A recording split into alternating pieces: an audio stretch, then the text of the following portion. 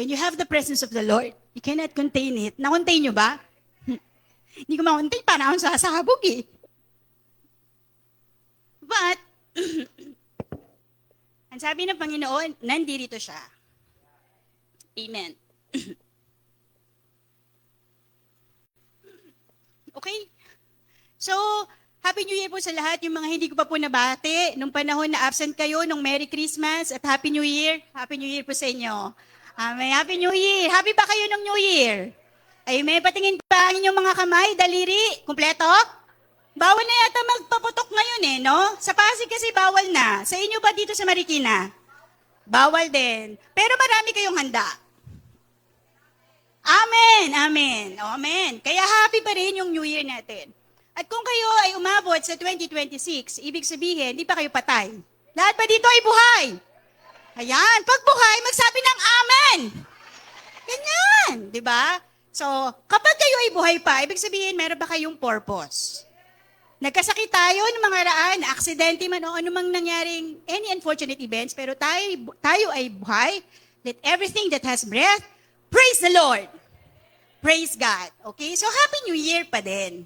And this year, 2026 is the year based on the Hebrew calendar. Alam ko, sinare na ito ni Pastor Ian, but I just want to reiterate it again.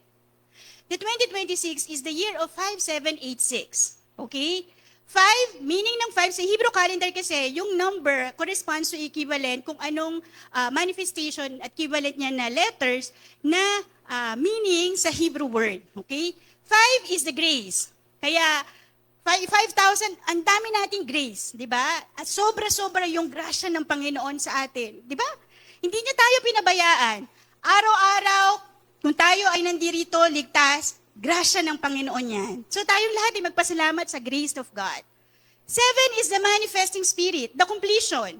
7 days, di ba, nung kinumplete ni God yung creation, ibig sabihin, nag-manifest lahat ng creation niya at ang kanyang spirit. So everything na according to the grace of God, everything will be manifested in the Spirit if you will use your mouth. Yung mouth na yan is yung 8.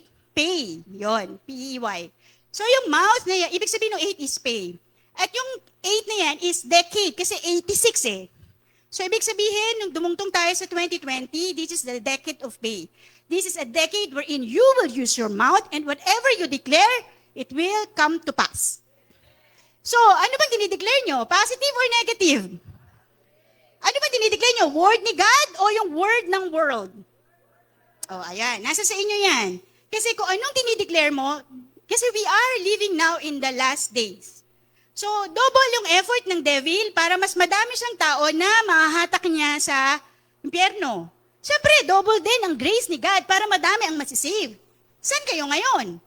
The choice is yours because we have the free will. And the year 2026 is number 6. This is 6 is a time of divine connection, manifestation, and alignment. So tapos na yung COVID days natin, na lahat tayo ay na-lockdown, hindi makalabas. Ngayon, sobra-sobra naman yung labas. Hindi na, gabi na umuwi. No. Yung iba, hindi naglakwat siya na. Oo, hindi na nag-church. Yan. Sabi ko sa inyo eh. That's why, 2026 is really a powerful year for return, realign, and rebuild. So kung ano yung mga past is past. Tapos na yun. Nasa half of the pay na po tayo. Tapos na yung 5 years natin na COVID days, lahat yan. And this is the year na kailangan mag-move forward tayo to realign. Kung medyo na sidetrack tayo, this is the time that we need to realign. Okay? At ito pong sa church natin ngayon, ang mga pag-aaralan natin ay meaty details. Nung nabigay nga yung topic sa akin, sobra kong prayer sa Panginoon kasi yung topic for today is very delicate. Delicate, sensitive, hindi siya madalas pag-usapan. At pag may pinag-usapan, siguradong may tatamaan. Ready ba kayong tamaan? I'm just relating if you will open your heart and your mind to receive that revelation. One word from God can change your life forever. Kasi each revelation, it contains a personal, customized revelation na sa'yo lang fit. Pwedeng iba yung revelation sa akin, pwede rin iba yung revelation sa inyo. Kasi iba-iba tayo ng need. Iba-iba tayo ng situation. That's why, kung meron po sana nakikiusap ako, inaantok, gumising po. Nakapagkape naman po, no? Yung mga iihi, umihi na. Ayan. Mahaba po ito. I prepared, wala pa po akong tulog. Honestly. Siguro 1 oras lang. Kasi I really prepared. Sobra kong iyak sa Panginoon. Kung paano ko isi-send yung message across wherein maiintindihan nyo dahil masyado siyang complicated. Okay? So this is all about the Book of Romans. Sino po ang nakabasa na ng Book of Romans? Praise God. Okay? Book of Romans, ayan, sige, tingnan natin. Nababasa nyo ba? Ay, aking salamin. Okay. Yung Book of Romans, ang author po nila ay si Paul. Okay? Sinulat niya to while siya ay nasa kulungan. So it was written 57 AD, ibig sabihin after death ni Jesus Christ. Uy, salamat, anak. Mga 40 na, nagsasalamin na. Ay, Lord. Okay.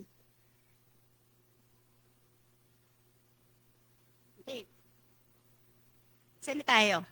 So, the position, Romans in the position in the Bible, this is the 45th book in the Bible. So, from Old Testament up to now, pang 45 book siya. Bilangan niyo yan kung totoo. Ayan. Tapos, pang-6 siya sa book ng New Testament. So, ano yung 4 books ng New Testament? The Gospel. Matthew, Mark, Luke, and John. Ang nagbe-bridge ng gap after mamatay yung Gospel, kasi Gospel is about nung nandito si Jesus Christ nung namatay si Jesus Christ, ang nag-bridge ng gap para ma-build at mag-birth ang church is the book of Acts. Tapos na tayo sa pagtakil natin about the book of Acts, right? So, katakot-takot na miracles, ang daming manifestation, at even yung Holy Spirit binigay sa mga disciples up to now sa atin na nakakaranas para mag-birth at mag-manifest yung Spirit ni God. Amen? So, doon nag-start, up to now, nararanasan natin. So, after the book of Acts is the book of Romans. And this is very important. Kung gusto nyo mag-start kayo ng devotion nyo, mag-start po kayo sa book of Romans. Why? Because this is about the gospel according to Paul. Yung first books is a gospel according dun sa mga disciples ni Jesus. Si Paul, hindi siya disciple per se ni Jesus. Naging disciple siya at nakakilala nung namatay si Jesus. Remember, dun sa, papunta siya, pinapatay niya nga dun sa Damascus, pinapatay niya nga yung lahat ng Christian, kaawan niya dati. And then suddenly, God talked to him. Met him, di ba, and encountered him. Diba niya, Paul, who are you, Lord? Na-acknowledge na kagad na si God yun kasi wala. You will know if God is talking to you. Alam niyo ba, ang boses ng Panginoon? Imagine nyo si Paul, kalaban niya ang Christians noon. Pero nung kinausap siya ni God, inacknowledge na kagad. Yes, Lord. Di ba? God. Inacknowledge na kagad. He knows na merong God. Do you know that there is God? Praise God. Okay. So, the gospel according to Paul. At sobrang revelation ang binigay ni God kay Paul. Sobrang wisdom, sobrang knowledge, sobrang personal revelation na ang ginawa ni Paul, sinulat niya yon. Kaya yon nagkaroon ng tinawag na epistles. Ayan po siya. Out of 21 books sa New Testament, 13 po doon ang sinulat ni Paul. Grabe. At kahit nakakulong siya, nagsusulat siya, nagjo-journal siya. Sino po dito ang nagjo-journal pa? Ayan tayo Kailangan nyo mag-journal. Lalo na pag tumatanda, hindi nyo na nakakalimutan. Kailangan nyo mag-journal, kailangan nyo isulat for you to remember kung ano ang ginawa sa iyo ng Panginoon. Meron akong nakausap dati. Kasi nag-journal din ako, pero lately, dahil sa sobrang pagod, sobrang busy, patsa-patsa, hindi na siya, laktaw-laktaw, yan. Hindi na siya tuloy-tuloy. So sabi niya, kasi pag nag-journal ako, haba, kala mo, dear diary, parang dear God. Kasi gano'n naman you tell to God, kung ano yung condition mo that moment. So, naiyak ako kasi, binigay ko kay God. After that, kakausapin ka ni God, through the word of God, bibigyan ka niya ng peace. Diba? Yung laging dinideclare ni Pastora.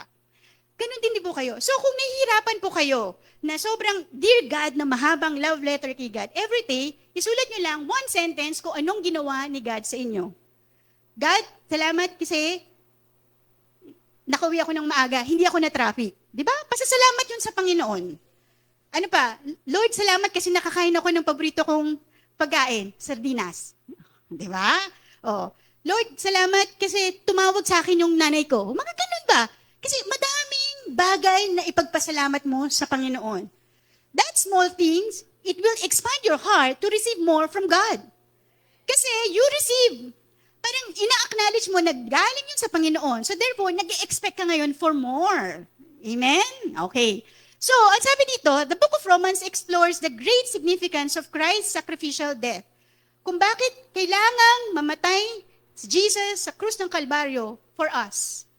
Nag-register ba yun? Paulit-ulit. Kaya kanina habang inaawit natin yung nararapat lang siya papurihan kasi we don't deserve this thing.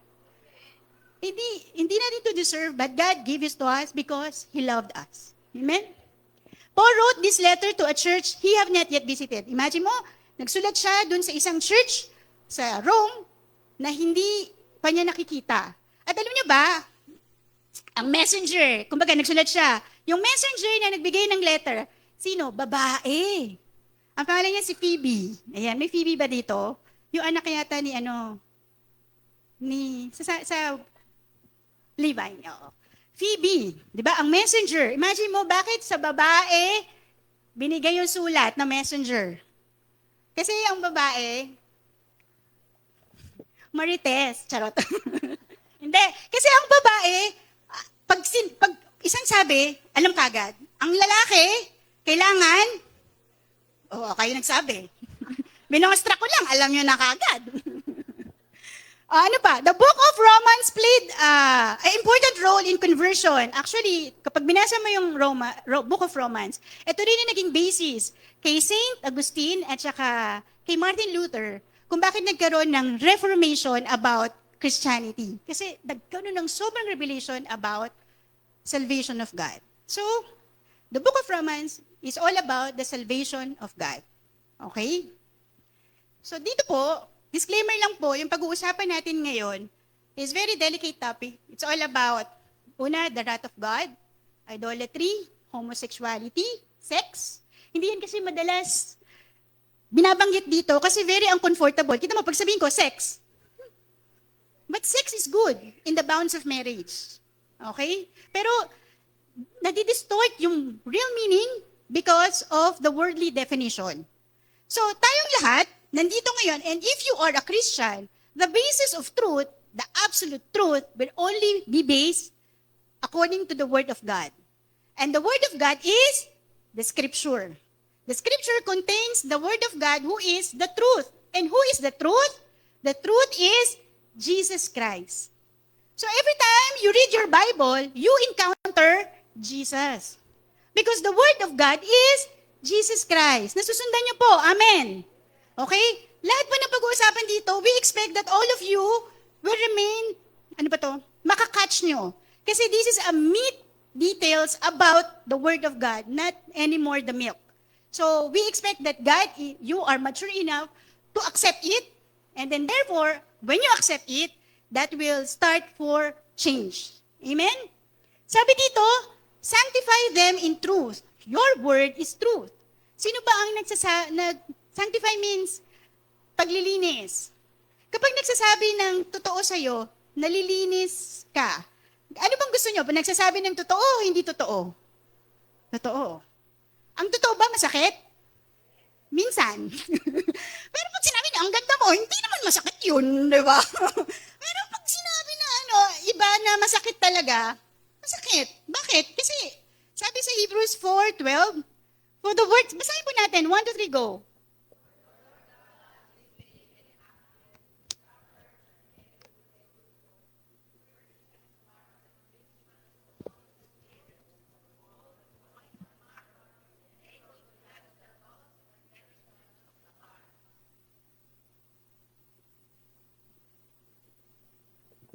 Okay. The Word of God is living. Buhay yan. Pag kayo po, alimbawa, may nakuha kayong revelation at tinamaan kayo, hindi po dahil pinaparinggan kayo. Kinakausap para sa inyo yung Word. Okay? That's the Rhema Word of God. The Rhema Word of God is good, at the same time, is a double-edged sword that cuts the heart. masakit. It gives us discomfort kasi totoo. At minsan, ayaw nating harapin yung katotohanan kasi masakit at saka may kailangang baguhin. At kaya tayo nasasaktan kasi ayaw nating baguhin pa. Kasi masarap. Nasa conveniente pa eh. Kasi pag sinunod mo si God, madami kang tatanggalin, maraming babakdakin. Ready ba kayo doon? Yes, yun.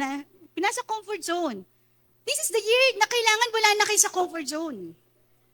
If you want to receive the 5786, you have to realign your spirit to God. You have to realign your heart. Be serious na. Serious na po tayo. Kasi baka hindi nyo alam, hindi pala kayo kasama. Diba? Napag-isaaran natin yun yung the parable of the 10 virgins, diba? All of them expected God, pero hindi lahat nakapasok. Makakapasok ba kayo? Amen, lahat tayo makakapasok. Amen? So this morning, it's all about God's wrath, idolatry, and sin. Parang na ganun, no? Ang ang scripture natin is Romans 1, verse 18 to 32, mahaba. Pero, idadissect natin siya para maintindihan ninyo. Ayoko kasi yung dinaanan lang, ganun. Kailangan maintindihan natin, bakit ganun? Anong ibig sabihin? At anong gagawin? Okay? Okay po sa inyo? Okay, ah? So, basahin po natin, Romans 1:18, verse 32. 1, 2, 3, go. The wrath of God, heaven, against all the God.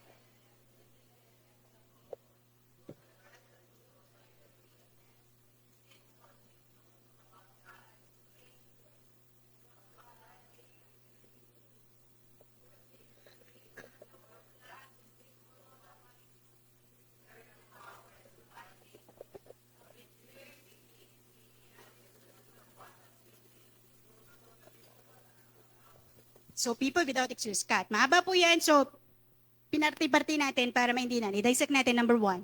The wrath of God. Ano ibig sabihin po ng wrath? O sige, ilagay na natin para maintindihan. Tapos balikan natin ulit. Wrath is matinding galit. Extreme anger. Sobrang galit talaga. Kaya talagang nagbabuhos ng sobra dahil galit na galit ako. Ganon. So, in the Bible, wrath represents a strong, settled, and holy opposition against sin, wickedness, and evil. And all human being, lahat po tayo, wala po yang exemption. Yan. All beings apart from Jesus are under God's wrath. Kung kayo ay wala sa Panginoon, definitely, part kayo ng galit ng Panginoon. Bakit? O, balikan natin magbalikan to. Yan. Balikan natin So, yun ang definition ng the wrath of God. Bakit daw? It's being revealed against all the godlessness and wickedness of people who suppress the truth by their wickedness. Bakit nagalit si God? Sino ang kagalit niya? Lahat daw po ng ungodliness and wickedness. Lahat ng kasamaan, lahat ng kasalanan, lahat ng hindi sa Panginoon, galit na galit ang Panginoon. Amen? Bakit po? Hindi po ito about God versus bad people, It is always God versus sin. Kasi the people, mahal yan ng Panginoon. Kaya nga hanggat buhay pa tayo at gumagawa kayo, you're still living in sin, gumagawa ang Panginoon na kapamaraanan para hatakin ka at mapunta ka sa Kanya. Amen? So hindi niyo sabihin, ang bad ko, wala na ako sa Panginoon, ayoko na, hindi na ako magsisimba, ma-offend kasi, no, that's the twist of the devil. God is against the sin. Why? Because, sabi sa Leviticus 11:44, be holy, for I am holy. First and foremost, God is so holy, banal. At kapag banal ka, you are perfect. Walang bahid ng anong kasalanan. At isang bagay na walang bahid, makinis, makinang, hindi pwedeng dumikit sa isang makasalanan. It cannot contain it. And since we are the image, we are born the image and likeness and breath of God. Hindi lang the image and likeness. Yung hininga, yung spirit ni God, nasa atin. Di ba? Kaya nabuhay. Kasi pa pwede naman na na-create ka, pero patay. Pero buhay. Lahat tayo buhay. Pag buhay ka, nandiyan pa ang Spirit ng Panginoon sa'yo. Amen? At kung nasa iyo pa ang Spirit ng Panginoon, He expects that we should live a holy life. Because we are His children. Kung sino ang Panginoon, ganun din ang kanyang mga anak. Di ba kayo pag nag-aanak, sino gusto nyo? Kamukha. Gusto ko kamukha ko. Gusto ko kamukha. Di ba? Pag tinatanong ko si Zoe, sino kamukha nyo? Ayaw na ayaw niyang kamukha ko. Ang gusto niya kamukha ng daddy niya. Oh. Pero si Zion, gusto niya kamukha ko. I-declare natin kung sino kamukha. Di ba? Si God ganun din. Gustong-gusto niya na kung paano mag-act, kung paano gumalaw, kung paano mag-operate si God, ganun din kayo. Kasi lahat tayo ay kanyang mga anak if we are with God. Okay? Apparently, balik. Yan. Apparently, the people who are wicked, they suppress the truth. Ano ba sa Tagalog ng suppress? Pinupush down, pinipigilan ang katotohanan. Kanina, identify natin who is the truth. The truth is the Word of God. The Word of God is Jesus. Ibig sabihin, when you suppress the truth, you suppress Jesus. Amen. So, ang sabi niya, they suppress the truth by their wickedness. Since what may be known about God is plain to them because God has it made plain to them. Hindi naman mahirap intindihin na merong God. Isipin nyo na lang, ha? Ako nga, nung pumunta kami ni Pastor dati, nung bimisita, nag-double date kami, pumunta kami ng Batanes. Ayan. Buhay pa si 13 nandun tatay. Pumunta kami sa isang island. From Batanes, pumunta kami sa Sabtang. At kailangan naming sumakay ng, ferry ba yun? Ang liit eh. Parang bot-botan. Parang ganyan. Parang bangka. O, yun na nga. Bangka. Tapos yung bangka na yun, kasi nakatayo yung ganyan. Alam mo, nakasalalay yung buhay namin dun sa paanong bangkero. Di ba, ang ina-expect ko ng bangka, parang may kapitan, gaganyan. Hindi. Nandun siya sa taas, tapos yung manibela, ginaganon niya lang ng paa niya. Grabe. Yung alon, sobrang suka dito, suka doon. Grabe. Halo-halo na yung tubig ng alat ng dagat, tsaka yung suka ng mga katabi namin. Kasi, grabe yung alon. Pero, buhay kami, nakalaan pa naman.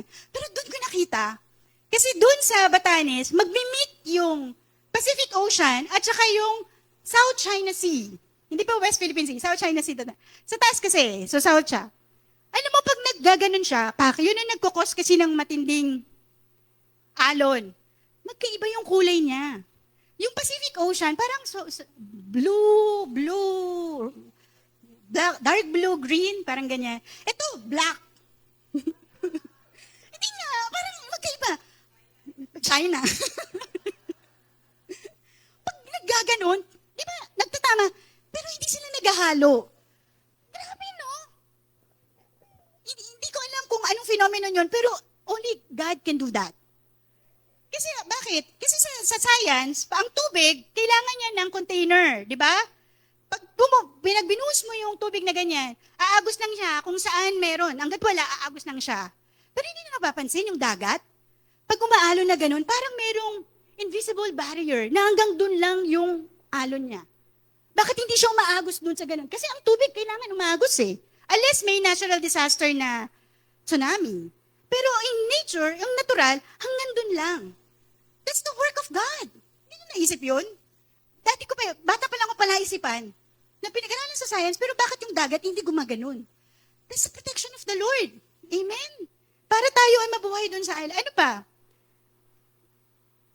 Buntis. Paano mangyayari na pinagbuntis mo ng 9 na buwan, paglabas mo, bata? Pwede naman na 9 na bas ang lumabas. Itlog. O kaya iba. Yellow submarine. Hindi ko alam. Paano nangyari yun na itong first trimester, ganito magpo-form, mukhang fetus, ganito, sunod, may mata na, ganito. Tapos iluluwa ng nanay. Tao? Amazing. Walang nakakagawa nun, only God.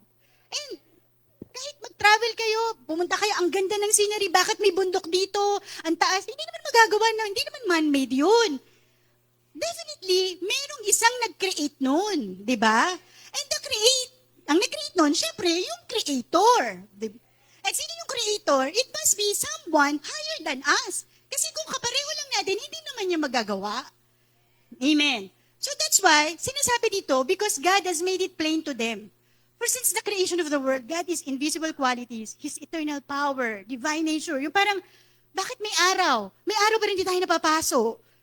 May gabi, madilim, pero may konting liwanag, nakikita mo pa rin. 'Di ba? So people are without excuse. Parang hindi mo sabihin na walang Panginoon. Maniwala ka at sa hindi, may Diyos. Clear ba tayo doon? Clear ha? Bakit? Ang sabi sa Isaiah 6:3, Holy, holy, holy is the Lord God Almighty. The whole earth is full of God's glory. Kung wala ang Panginoon, wala tayo. Lahat nag-ooperate dahil lang sa Kanya.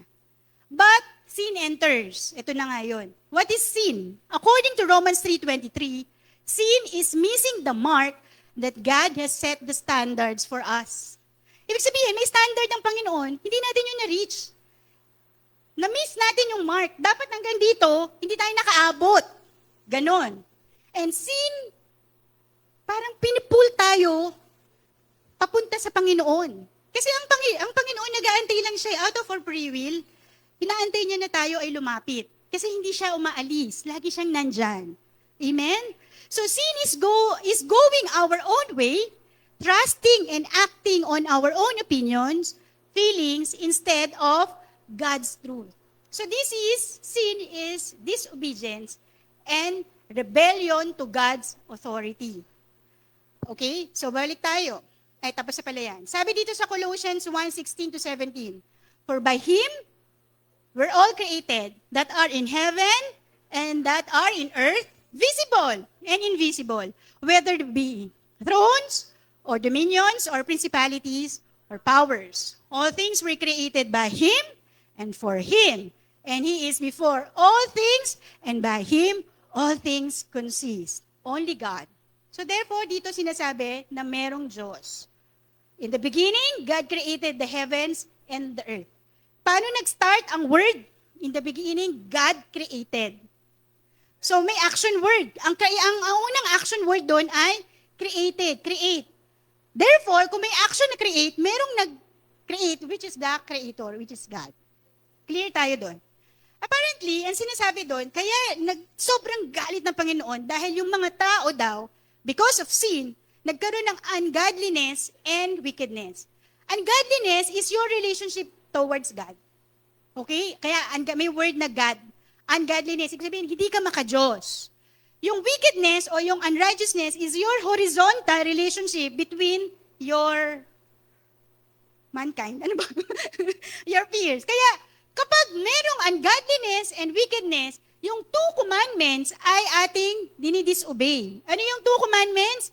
Love the Lord with all your heart and love your neighbor. Nawawala po yun. So that is, kapag you disobey, you are suppressing the truth. Suppressing the truth means, it is not ignorance. Sabi nila, kasi hindi ko naman alam. No. Magkaiba yung hindi mo alam, pero sinabi na nga sa Bible kanina, binigay na nga sa'yo in plain truth para walang magsabi na hindi ko alam. Na, meron tayong word, binabasa nyo ba yung Bible nyo? Amen. So sabi niya, suppressing the truth is intentionally, talagang in-intention mo to hide it, conceal it, restrict it, or even twisted. Nandyan yung word, pero binabaliktad mo para mag-conform according to your own needs, not to the word of God. Okay?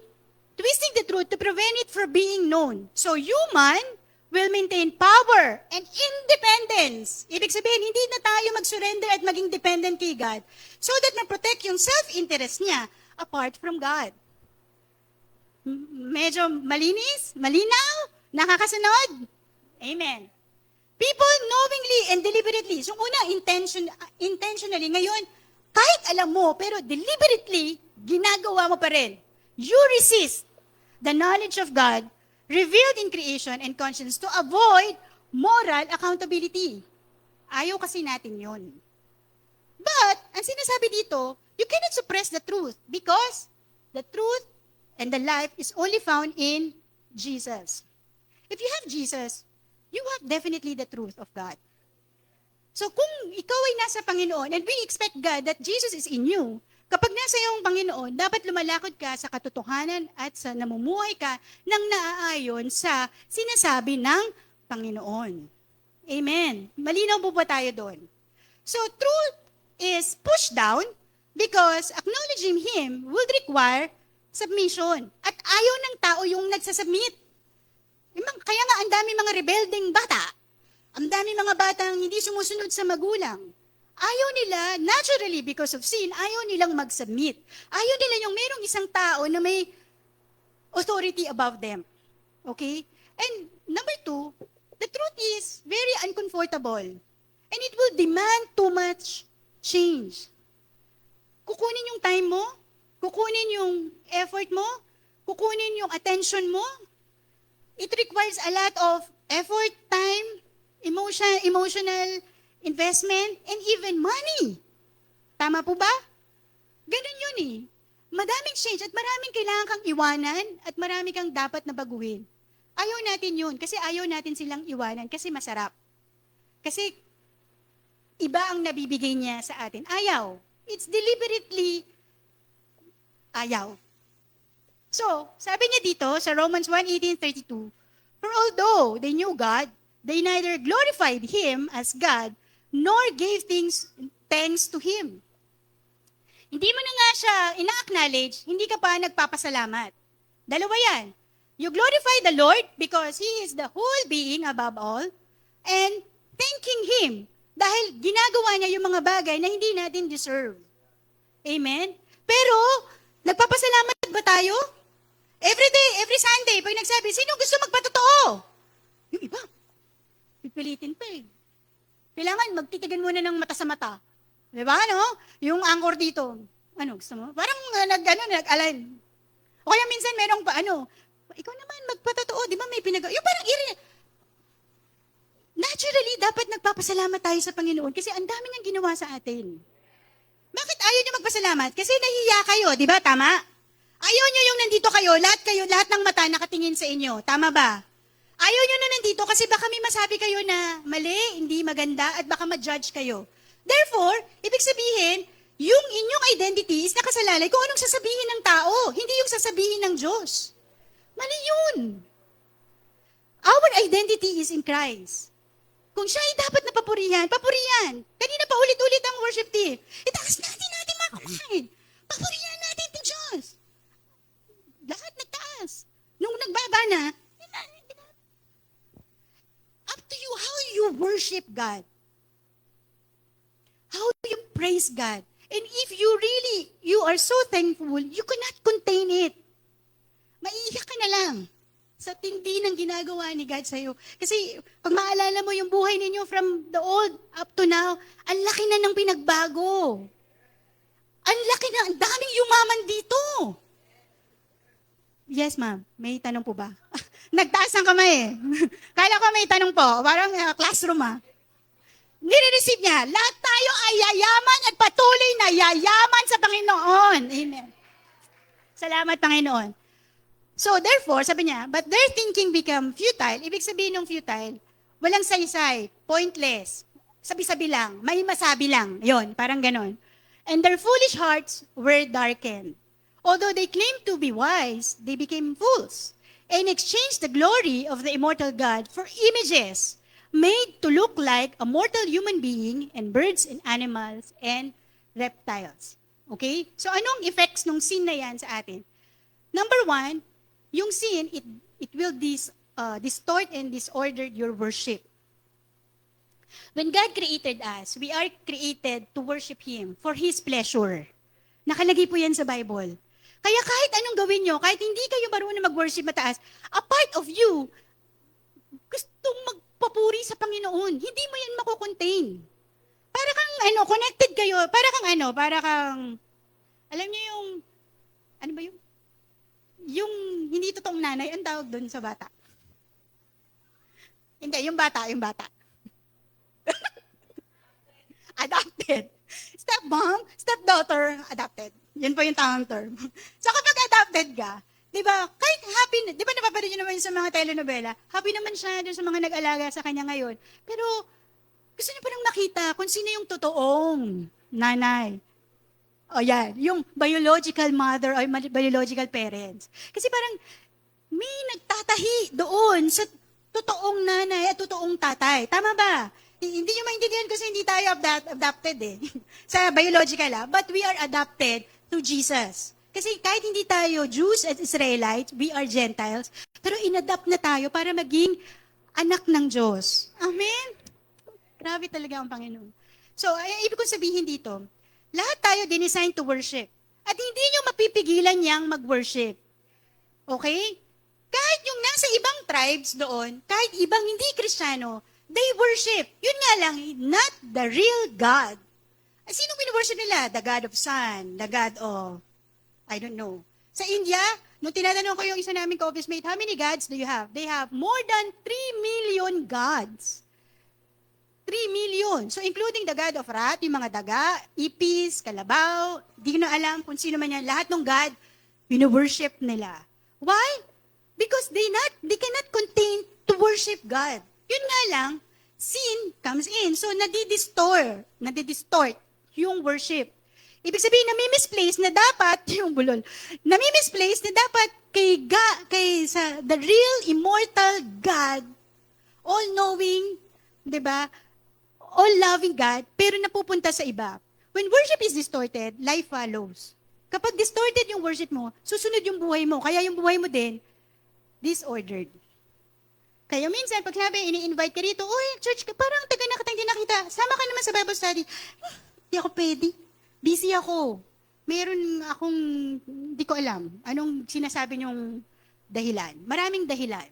When God is rejected, clarity is lost. Para po siyang parable of the talents. Kung babasa kayo ng Bible, ang parable of the talents, binigay niya dun sa tatlo. Yung una, daw, 50, 30, and 10. Tapos, nung dumating si God, tinanong, nasan na yung mga talents nyo? Nag-multiply ba? Sabi ng isa, ito po, nag-multiply, naging doble. Ito rin nag-doble. Yung isa, sabi, ay, tinago ko, kasi natakot ako sa'yo. Ano sinabi ni God? Ikaw, wala kang silbi, punta ka sa impyerno. Gusto nyo ba ng ganun? Sabihin sa inyo, wala kang silbi, punta ka sa impyerno. Binigyan kita ng buhay, binigay ko si Jesus sa'yo, anong ginawa mo? Anong ginawa nyo? When God is rejected, clarity is lost. Nawawala yung hindi kayo makapag-isip ng tama. Kasi may ibang papasok na God doon. That's why, doon papasok yung idolatry. Sa atin ngayon, sinasabi natin, the idolatry is the images. Yung bang, halimbawa, yung mga statues, ano ba yun, yung mga ribulto. Hindi po ganun. Sa panahon ngayon, madaboy na po tayong idols. Nababasa nyo ba? Okay. The worship of an idol as if it is were God. And these are different kinds of idols now. Your career, family, money, ano pa iba dyan? Pleasure, fame, success, comfort, approval, culture. Lahat yan. Ako.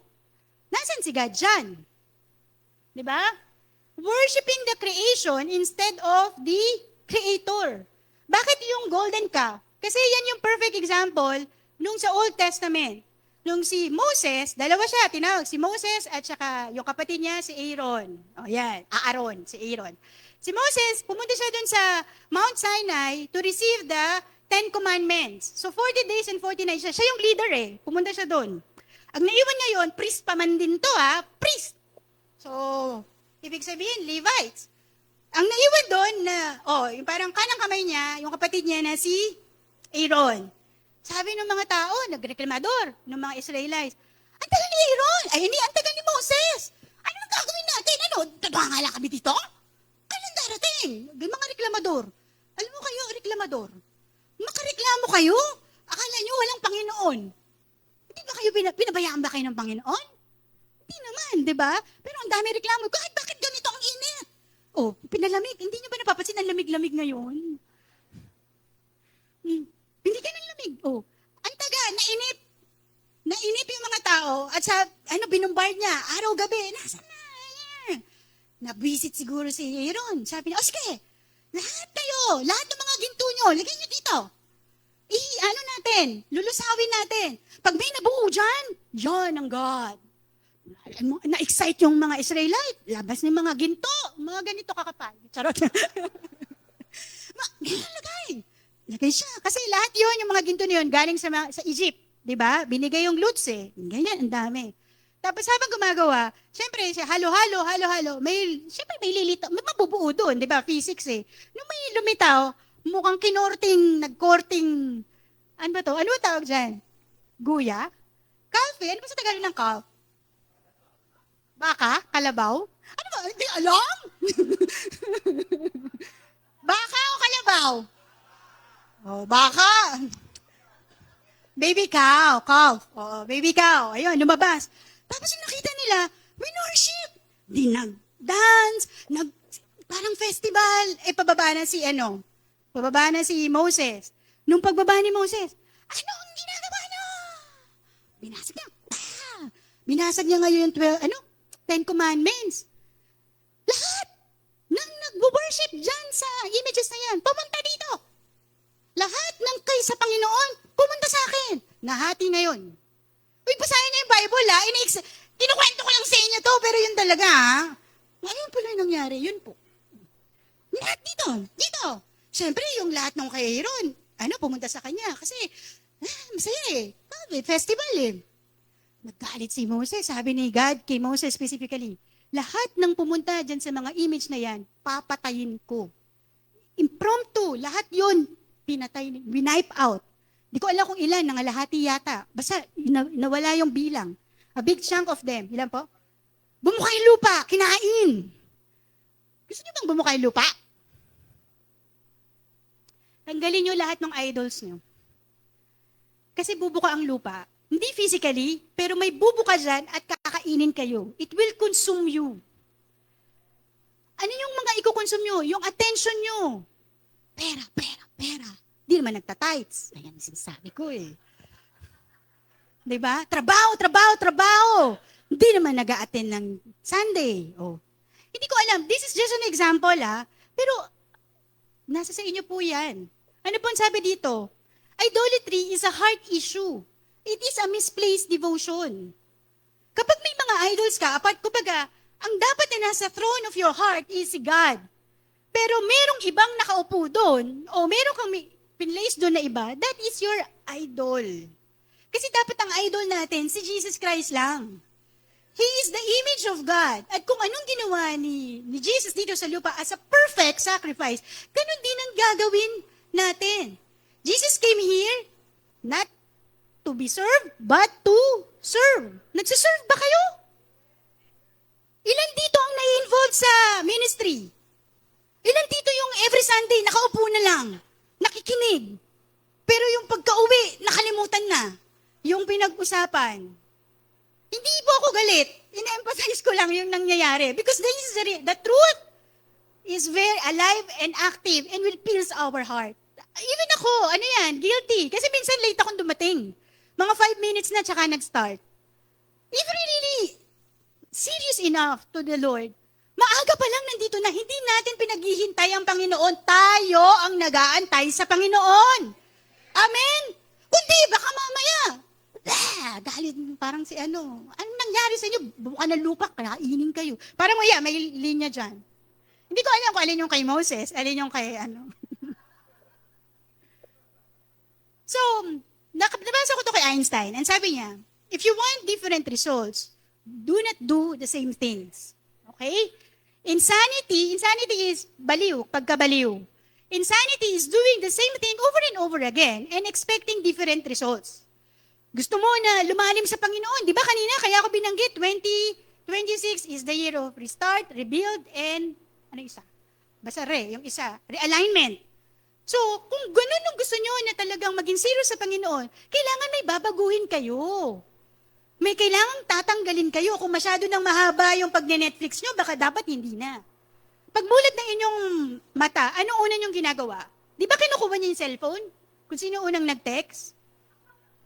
Totoo lang, sa truth lang tayo. Oh. Hindi. Dapat pagmulat ng mata mo, pagpasalamat ka sa Panginoon, nagising ka pa. Kasi hindi lahat ng tao nagigising. Di ba? Kung hirap kayo mag-devotion, i-command nyo, okay, i-discipline nyo yung katawan ninyo na pagmulat nyo, kasi total naman, laging cellphone ang una nyong kinukuha, o di sige, cellphone. Pagmulat ng mata nyo, una nyo kukunin yung cellphone, pero instead na basahin nyo yung messenger o mga messages sa inyo, buksan nyo na kagad yung Bible. Yun na kagad. One chapter. Minsan nga may maikling chapter, Jesus wept. Ilan lang yun. Oh, ang dami. Natapos mo na. 'Di ba? At least naano mo na. Merong ibang mga chapter na maikli lang, merong iba na mahaba. But I guarantee you, mga kapatid, kapag inuna mo yung word ni God, the Lord will speak to you at that moment at yung word na yun, revelation for that day, yun ang magagamit mo for the whole day. Totoo, yan yung bala mo kung ano ang wiles of the enemy. Yung iba gusto kasi dahil daw hindi makatulog, ang ginagawa, ang Bible ang pampatulog. Ano ito? Tiki-tiki? Di ba mas maganda na sa umaga pa lang, early we rise and worship you. And part of worship the Lord is our action na inuuna natin ang Panginoon. Seek first the kingdom of God and His righteousness, and all these things shall be added unto you. All of these things shall be added unto you if you seek first God. Amen. So, 24 na tayo. Ang sabi niya, therefore, God gave them over. Yung sentence na God gave them over, 3 beses niyo po yan makikita, mababasa sa buong Romans 1:18 to 32. At bakit 3 beses? Kasi 3 beses in-emphasize ni God kung gaano kasama ang tao because of sin. Therefore, God gave them over in the sinful desires of their hearts to sexual impurity for the degrading of their bodies with one another.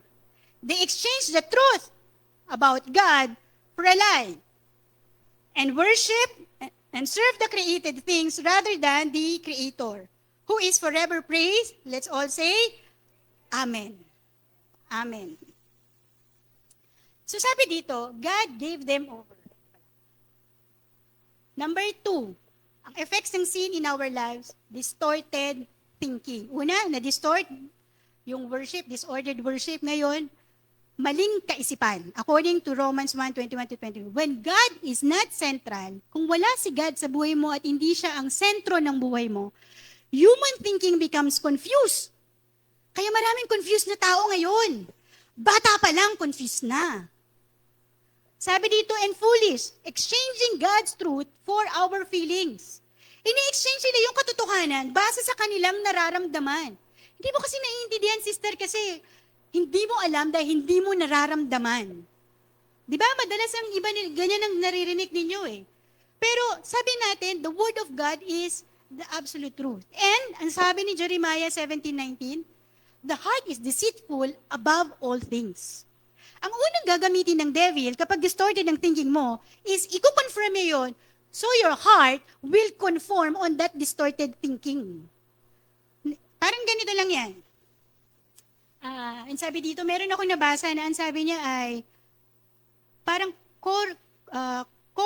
correlation theory. Okay, yun. Correlation theory. Ang sabi niya dun sa correlation theory, halimbawa, kung ano yung reality at yung facts pinagtutugma. Okay? So like for example, pag ito sa harap nyo ngayon, sinabi ko na ako ay isang cute na aso. Maniniwala ba kayo? Ako ay, sinasabi ko, cute akong aso. Puppy, I'm so very cute puppy, you know? Ow. Niniwala kayo? Hindi. Sasabihin nyo, hindi. Tao ka, tao. Nancy, tao. Pero I feel like I'm a puppy. Puppy ako, ang nararamdaman ko sa loob, puppy. Ano sabihin nyo? Grabe! Grabe! Sasabihin daw niya, baliw ka! At ito ang nangyayari ngayon, sa panahon natin ngayon. They exchange the truth with the lies because they confirm what they are. Yung anong nararamdaman? Yung feelings. They felt like it is, so, yun siya. Ganun ang nangyayari. Gets nyo ba?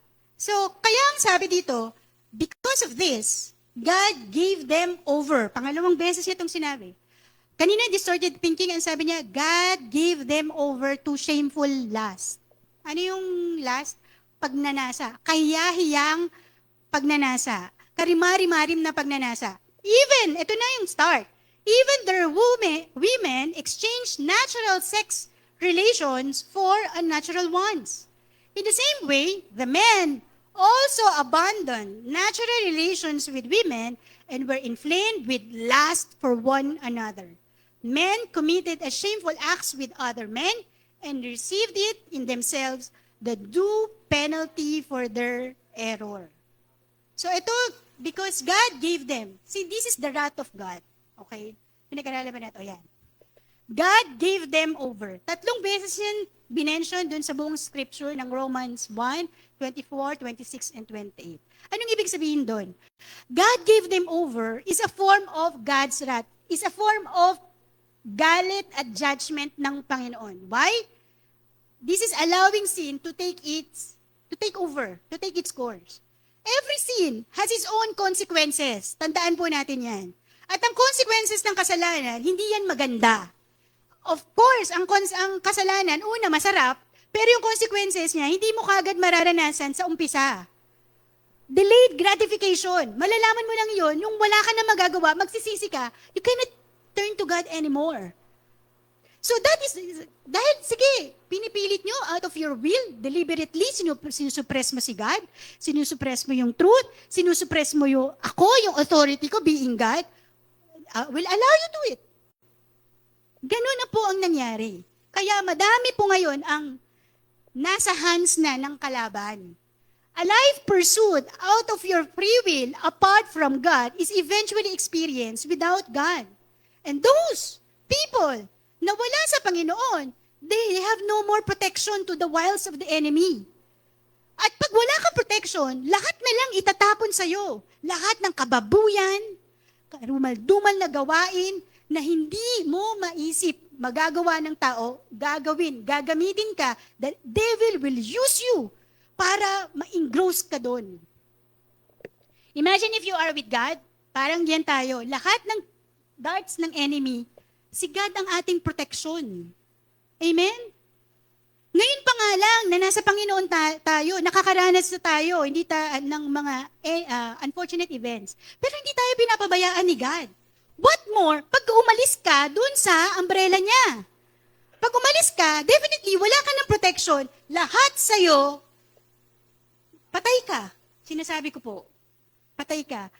When you say patay, hindi lang po physical, but spiritual, emotional. Kaya ang dami pong distorted thinking, confuse ang identity, confuse ang emosyon. Ang ginagawa po punta sa psychiatrist, wala naman pong problema, no? Kung pumunta po tayo dun sa psychiatrist, that is good. Pero kailangan pong i-arrest yung root cause of that. Because wala ka sa Panginoon. Yun po talaga yun. Kaya kung meron po kayong mga kilala na ganitong pong mga tao, distorted, kaya niyo po siya, lalo na kung mga anak niyo po. You have the authority over your children. Hanggat hindi sila nag-aasawa, kahit matanda na sila, kahit 18, 19, 21, kaya niyo. Daanin nyo sa anong dapat na daanin. Dahil kayo ang magulang, accountability nyo yan kay God. Hindi lahat binibigyan ng anak. Pero kaya ka binigyan na anak kasi responsibilidad yan para maakay mo yan sa Panginoon. Hindi biyara bigyan sila, good thing kung may kayamanan, lahat, pagbalaki. Pero ang higit sa lahat, meron silang personal relation sa Panginoon. Kasi yun po ang hindi namamana. Totoo po yan. Ang yaman nyo nga dito, pero hindi pala kayo qualified sa heaven. Paano na? Madadala nyo ba yan sa langit? Sa true lang po tayo, no? Wag po kayo magalit. Sinasabi ko lang po yung word. Okay? Mami, cancel nyo ako. Proverbs 29 verse 1. Whoever remains stiff-necked after many rebukes will suddenly be destroyed without remedy. Ilang beses na sinasabi sa'yo, ilang beses ka nang sinasabihan, ang tigas ng ulo mo, parang, ayaw mo. Alam mo, ipapush ka, pag ganun mo, warak, putol, damage, walang remedyo. It's too late anymore. Gusto nyo ba yon? It's too late? Ayaw natin yun, lalo na yung mga mahal natin sa buhay. Mga anak, mga kapatid, di ba, mga magulang, ang dami pa natin kailangan abutin. Pero saan yung atensyon na ginugugol nyo ngayon? Distorted desires, effects of sin in our lives. Sexual sin is a clear example of rejecting God's design. When I say sexual sin, it's not only the homosexuals. Even when we say kahit heterosexual, ibig sabihin the opposite sex. Sex is good. Sex is the best in the bounds of marriage. Tama po ba? Binigay yan, regalo yan para sa mag-asawa. Para ma-enjoy nila yung kanilang pagsasama at produce ng offspring. Pero anong ginagawa ng devil? Ginagawa na yung sex as a part of enjoyment outside marriage. Kumukuha ng iba para ma-enjoy yung lust na hindi niya daw nakukuha sa asawa niya. Bakit hindi niyo makuha yun? Pareho lang naman sila ng katawan. I mean, pareho lang, di ba? Magkaiba ba? May extra bang doon? Wala naman pareho lang. So kung anong meron, pero dinidistort yung passion, yung desire na yon, so that you will reject God's design. The design of God is you enjoy your spouse. Pero hindi mo ginagawa. Ano pa? Pornography. Extramarital sex. Teenager pa lang, meron na. Ano ba to? Kaiba. Oh. Ano pa yung mga iba dito? Sexual sin na clear example is yung lalaki sa lalaki, babae sa babae, babae sa hayop, babae sa... May nabasa ako, naawa ako. Hindi ko alam kung naman... May nabasa ako, isang babae nagpakasal sa manika. Nabasa niyo ba yun? Malabas ba sa feed niyo yun? Oh, yun, di ba? Ba't kayo lumabas sa feed natin? Babae, nagpakasal sa manika. Tapos ngayon daw, ang anak nila, 3 na. Sa Brazil to. Ngayon, nung pangatlong panganganak niya daw, pumunta daw siya sa ospital. Sinabi niya daw sa mga nurse, na pumutok na daw yung kanyang panubigan. Ganun. Sa manika. At nung lumabas daw yung bata, manika din. Dapat pala binigay ko dito yung picture para makita yun na hindi ako Totoo, nabasa ko na, ewan ko kung AI yun. Pero, ganun. Meron pang isa, sobrang yaman, nagpakasal sa aso. Mahal naman niya yung aso. At ayaw niya mapunta yung kayamanan niya sa ibang tao. So, pinamanahan niya yung aso. Anong gagawin ng aso dun sa pera, B? Sana sa amin yun na lang binigay. So, disordered desire. Nasaan na napunta ang mga desires ninyo, ang passion nyo? Sabi sa Bible, Psalm 37 verse 4, delight yourself in the Lord, and He will give you the desires of your heart. Okay, ganito po yan. Kapag po wala sa Panginoon, ibang desire yung pumupunta. Pero if you redirected again, yung desire nyo papunta kay God, unti-unti yan mawawala. Nawawala yung appetite nyo dun sa ibang desire.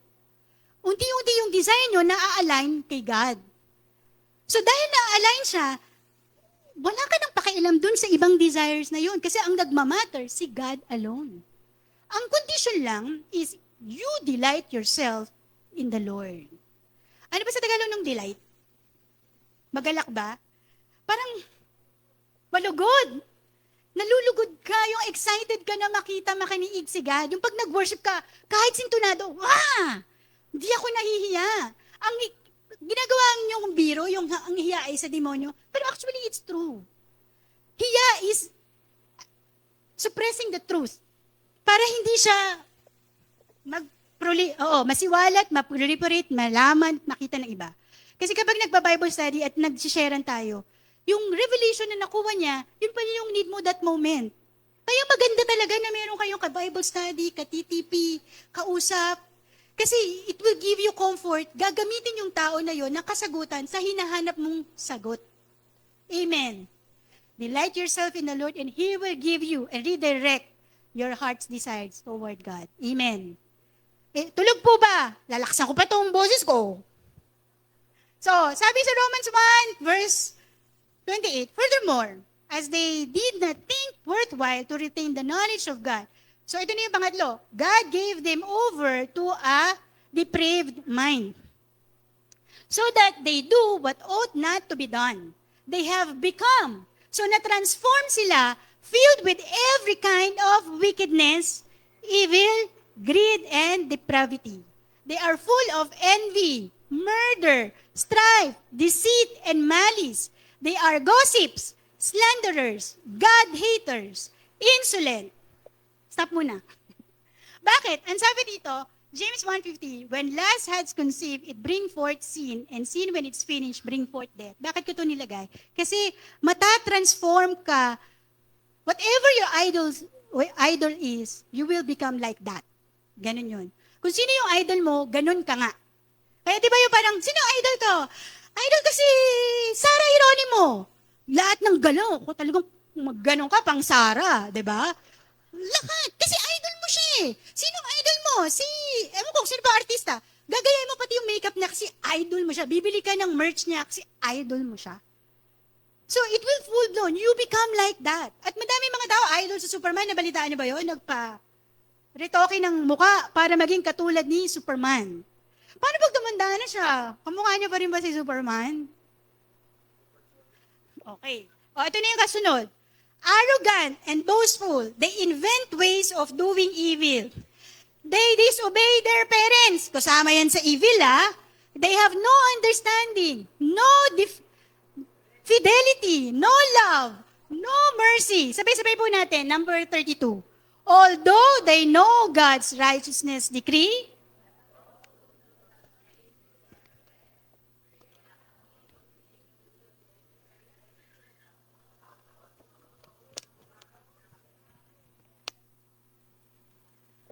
kahit alam nila yung decree ni God na righteous, deliberately ginagawa pa rin nila. Deliberate disobedience. At hindi lang basta nagdi-disobey. Ang sabi nila, they continue living in it and they approve those who practice it. Ano sinasabi doon? Ganyan ka? Go! I support you. It is a sin. Sabi dito, effects of sin in our lives, disordered behavior and action. Disordered desire, disordered worship, disordered thinking, disordered desire, and ngayon, disordered behavior and action. Acting on sinful desire is a rejection, deliberately rejection of God's design and order. Sabi po dito, judgment applies not only to those who practice sin, but also to those who promote and encourage it. So, kung kayo, wala kayong ginagawa doon sa kasalanan, na alam nyo namang kasalanan, ginugo nyo lang, kasama kayo sa accessory to the crime. Di ba? Kung baga sa accomplish kayo doon. Kasama kayo po doon sa krimen na nangyari. And you are part of that judgment.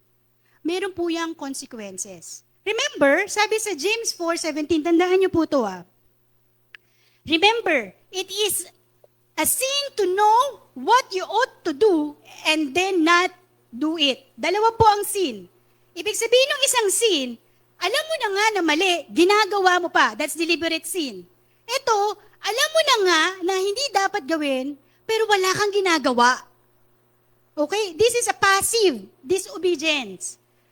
You know what you ought to do. Alam mo na nga yung dapat mong gawin, pero hindi mo pa rin gagawin. That's a sin.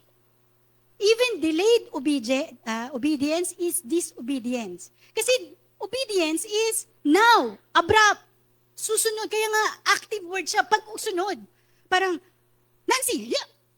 Yes, Lord, yes, Lord, yes, yes, Lord. Ganun ba kayo? These are the sins mentioned here in the Bible. Isa lang natin, pero kahit basahin nyo yan, lahat po tayo guilty dyan. One way or another. Binabanggit lang natin kasi dito po yung nag-originate kung bakit may homosexuals. Nakalagay dito, yung, diba, binasa natin kanina. Pero wag nating isipin na dahil hindi tayo bakla, hindi tayo tomboy, mas nakakaangat tayo sa kanila at wala tayong kasalanan. Na hindi porque hindi natin ginagawa, hindi naman ako nag-adultery. Wala, hindi yan. No! One law, you break it all. Nakalagay ba yan? Parang silagay ko yan. Ayan, James 2:10. For whoever keeps the whole law and yet stumbles at just one point is guilty of breaking all of it. Lahat tayo guilty. Kaya wag tayong masyadong parang Pharisee na full of pride na, ako okay lang kasi nag-attend naman ako ng church. Maaga pa nga ako minsan dito. Ako may ministry pa nga ako dito. Pero sister, brother, kamusta ang puso ninyo? Si God ba ba yung naka-throne dyan? Yung totoong-totoo. Yung totoo. You have to examine your heart, mga kapatid. Kasi kung di kayo totoo kay God, you will not acknowledge the depth and extent of God's love, and therefore, God's grace to us, that we really need a Savior.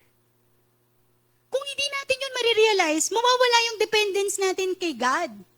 Kaya ang nangyayari, lahat ng ginagawa natin ngayon is just routinary. Pupunta, okay lang, may absent, may mag-follow up, okay lang din, okay na hindi naman late, hindi naman nakikita. We are all guilty, one way or another. Amen? No sin is higher than the other. We are all equally measured by the same standard. And that is the standard of God is the holiness of God. God is holy, so therefore, God expects us to be holy as well. Amen? Amen. For all have sinned and fall short on the glory of God. Siguro po worship team, pwede po tayong pumunta na po dito. In preparation. Okay? For all have sinned and fall short of the glory of God. Lahat po tayo ay nag-fall short dun sa, we all miss the mark. Okay, wag po tayong mayabang. Hey, ano naman ako? Nasa ministry ako. Walang problema sa akin. Hindi ko ginagawa yan. Maling-mali pong kaisipan niya. That's the twist of the devil. For the wages of sin is death, but the gift of God is eternal. Buti na lang nagbigay ng solusyon ang Panginoon. Kasi sa bawat sin na ginagawa natin, ang consequence niyan, dapat talaga tayong lahat ay mamatay. Kasi kung lahat yan at hindi tayo sinave, kung walang Savior, lahat tayo patay. Ubos ang lahi ni Adan. Baka nga wala na tayo, hindi tayo sumulpot eh. Pero sobrang pagmamahal ng Panginoon, na hindi siya nag-create ng isa pang tao para mag-worship, inantay niya na tayo ay magbago. Diba? Hindi siya create ng ibang creation para, ang ano nyo, tikas ng ulo nyo, bahala kayo dyan. Wala. Ang ginawa niya, sige anak, kung yan ang gusto mo, go. But, you have to bear the consequence of your sin. And that's considered a wrath of God. Amen? Kailangan nating magbago, kapatid. Malapit nang dumating ang Panginoon. You'll never know pagdating ng 2030, World War III na. O baka next year, pwedeng, ano ba to? Rapture. Eruption na sa isip ko. Rapture. Di ba? Kailangan natin maging seryoso sa Panginoon. Hindi na to po biro. And therefore, ang sabi dito, I'm not ashamed the gospel of God. Kailangan po nating i-share ang word. Even if it pains us, huwag natin ikahiya. Kasi may nakakahiya ba sa Panginoon? Bakit parang tayo pa ang nahihiya sa kasalanan? Dapat nga ang mahiya ang kasalanan, di ba po? Amen? But ang sabi ng Panginoon, 1 John 1:9, if we confess, sabay-sabay po natin sabihin, word of mouth.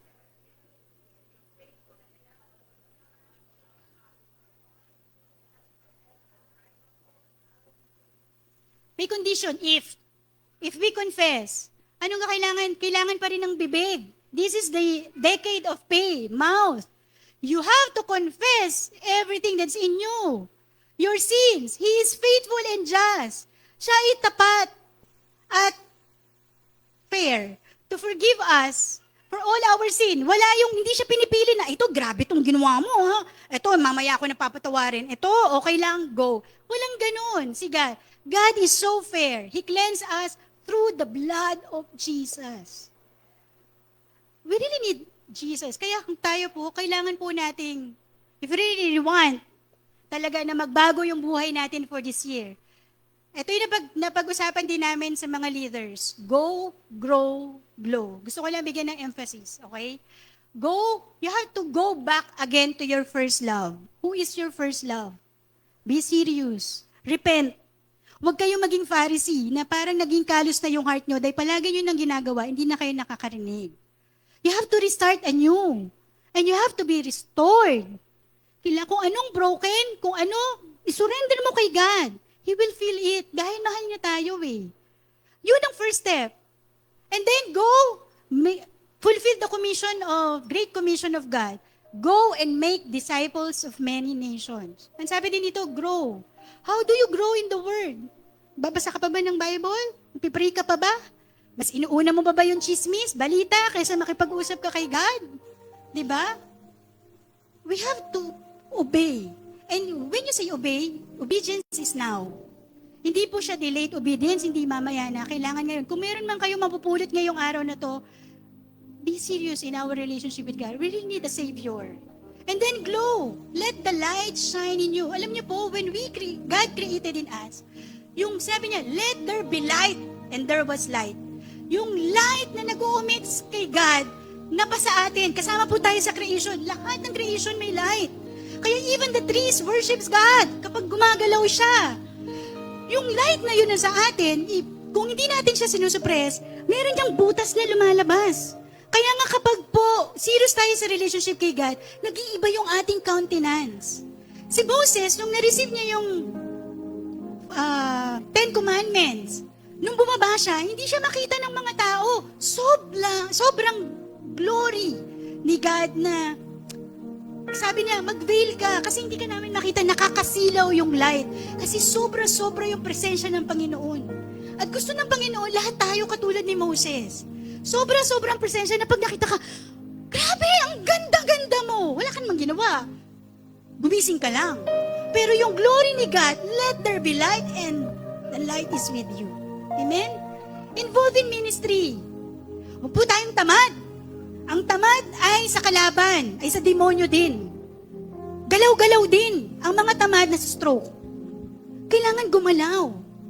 Kailangan mag-invest. Kung mayroon kayong i-invest, invest your time with the Lord. Tayo pong lahat dito mayo.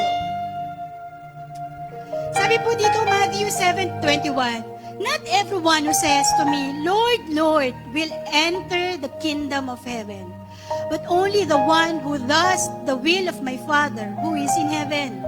Kahit lahat kayo magsabi pa ng Lord, Lord, kung hindi nyo naman ginagawa kung anong ginagawa ni God, most probably hindi kayo makaka-enter sa kingdom of God. Gusto nyo bang maiwan? Ayaw natin yun, di ba? So this morning, let's revive our relationship kay God.